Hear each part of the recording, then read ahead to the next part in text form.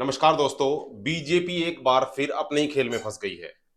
जो विधायक की सीट पर उतारे गए हैं तिजारा से, बाबा बालकनाथ जी, उन्होंने एक सभा में खुले मन से बिल्कुल सभी के सामने वीडियो इस चीज के बार बार शेयर हो रहे हैं। उन्होंने कहा है कि हम एक गांव में यदि 1440 वोट हैं तो वहां पर 1450 वोट को पोल करके दिखाएंगे और अधिकारी देखते रह जाएंगे।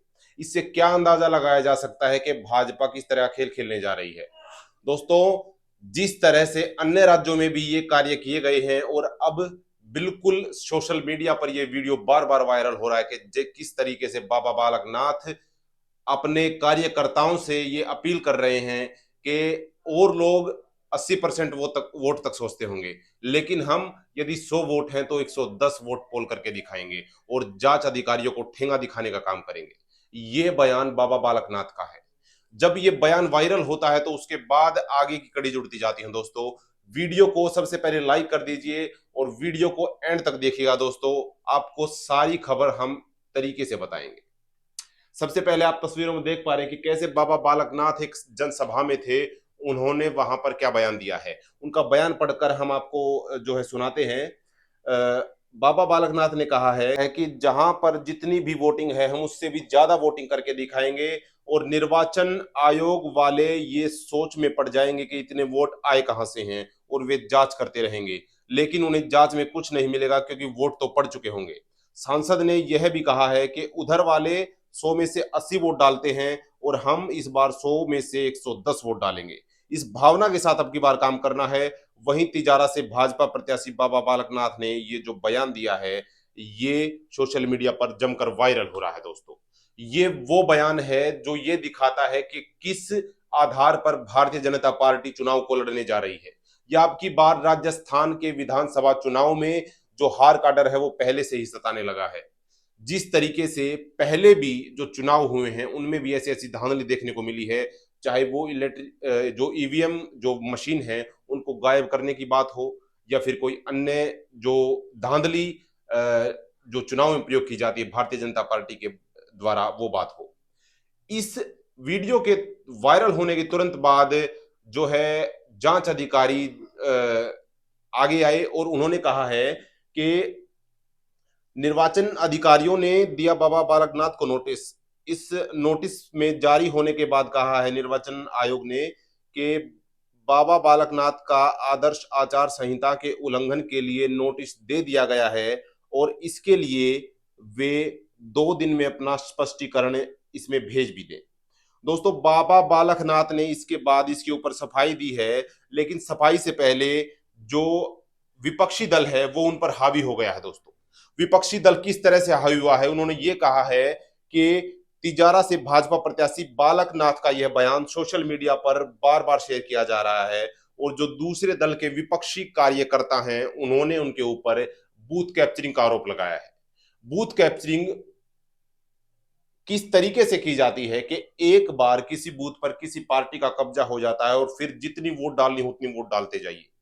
एक ही पार्टी के पक्ष में वो वोट पड़ते हैं और एक ही प्रत्याशी के पक्ष में वोट पड़ते हैं और जब तक वो सीमा निर्धारित जितनी वहां पर उस बूथ पर वोटिंग होनी होती है, जब तक वो पूरी नहीं होती वो बटन दबता जाएगा एक ही पार्टी के एक ही प्रत्याशी के लिए। तो ये दिखाया है बाबा बालकनाथ ने कि किस तरीके से अब की बार जो जीत का मंत्र है वो अपने कार्यकर्ताओं को दिया है। लेकिन ये जीत का मंत्र चुनाव आयोग ने एक नोटिस के द्वारा उनको चकनाचूर कर दिया है और इसके ऊपर बाबा बालकनाथ ने सफाई भी दी है। दोस्तों, कि बाबा बालकनाथ ने कहा है कि ये हमने सभी जो कार्य किया है ये कार्यकर्ताओं को प्रेरित करने के लिए किया था। उन्होंने कहा कि हमने ये बातें सिर्फ कार्यकर्ताओं को उत्साहित करने के लिए कही थी और यदि मेरे पास कोई नोटिस आया है तो मैं उसका जवाब भी दूंगा। और वायरल वीडियो रविवार का एक कार्यक्रम का है जिसमें अलवर में मौजूद सांसद बाबा बालकनाथ ये कहते हुए सुनाई दे रहे हैं कि गांव में वोट तो होंगे 1440 लेकिन पड़ेंगे 1450 वोट। दोस्तों, ऐसी जो भाषा है या ऐसे बयान है भाजपा के कई नेता देते आए हैं, जिसमें एक तेलंगाना के मंत्री माफ कीजिएगा सांसद ने भी ये बयान दिया था कि आप ईवीएम मशीन में कोई भी बटन दबाइए वोट जाएगा भाजपा को। आप जीप पर वोट डालेंगे, वोट जाएगा भाजपा को, आप पंजे पर वोट डालेंगे, वोट जाएगा भाजपा को। इससे यह साफ जाहिर होता है कि किस तरीके से सरकारी तंत्र का दुरुपयोग किया जा रहा है, न केवल भाजपा नेताओं के द्वारा, बल्कि जो चुनाव आयोग है वो अब तक एक कड़ा एक्शन चुनाव आयोग के द्वारा नहीं दिखाई दिया है, केवल एक नोटिस दिया गया है। इस तरह की मानसिकता यह दिखाती है कि चुनाव में वे किस तरीके से अपने आप को विजयी घोषित करेंगे। ये मानसिकता दिखाती है कि किस तरीके से ये चुनाव लड़ा जाएगा, लेकिन जो असल एक चुनाव को लड़ने के लिए चीज होती है वो मुद्दा होती है दोस्तों। लेकिन भारतीय जनता पार्टी के पास कोई मुद्दा नहीं है, और इससे बड़ी बात होती है लड़ने के लिए कोई चेहरा जरूरी होता है, और वे चेहरे बार बार उतारे जा रहे हैं अब की बार चुनाव में, जो चेहरे केंद्रीय राजनीति में अपना स्थान रखते हैं या फिर सांसद हैं। सांसदों को विधायक के मैदान में उतारा जा रहा है, या जो केंद्रीय नेतृत्व में है उनको राज्य की राजनीति में उतारा जा रहा है। इससे जो भारतीय जनता पार्टी की बौखलाहट है वो साफ साफ नजर आ रही है। लेकिन देखने वाली बात यह है कि जैसे बाबा बालकनाथ ने ये अपना बयान दिया है, इसके बाद किस तरह से चुनाव आयोग इन पर कार्रवाई करता है, और उसके बाद सबसे बड़ी बात यह रहेगी कि किस तरीके से जनता इसका जवाब देती है। क्योंकि आज के दिन कोई बहकावे में नहीं आता है, जो जनता है वो जनार्दन है, जनता का वोट ही सर्वोपरि है। जनता अपने वोट का प्रयोग करना जानती है, और उस वोट को किस व्यक्ति को देना है या किस तरीके से कहां पर वो वोट डालना है, ये हमारी जनता बखूबी जानती है। नवंबर में होने वाले चुनाव अगले महीने जो है 10 दिन के अंदर शुरू होने जा रहे हैं, 7 नवंबर से, और उनका जो नतीजा है वो 3 दिसंबर को आएगा।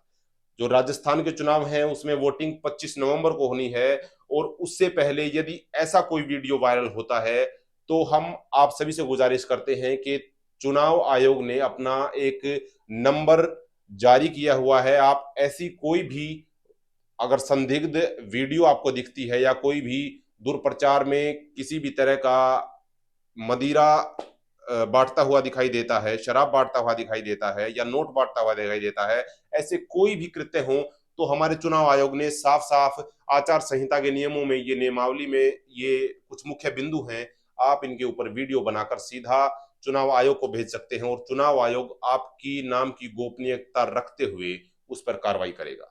तो दोस्तों, इस विषय के ऊपर आपके क्या विचार है, कमेंट सेक्शन में अपनी राय जरूर रखिए, और यदि आपने अब तक चैनल को सब्सक्राइब नहीं किया तो सब्सक्राइब कर लीजिए, ताकि ऐसी ही तरोताजा खबरें आपके पास पहुंचती रहे। एक नई अपडेट के साथ आपके बीच आएंगे, तब तक के लिए जय हिंद, जय भारत।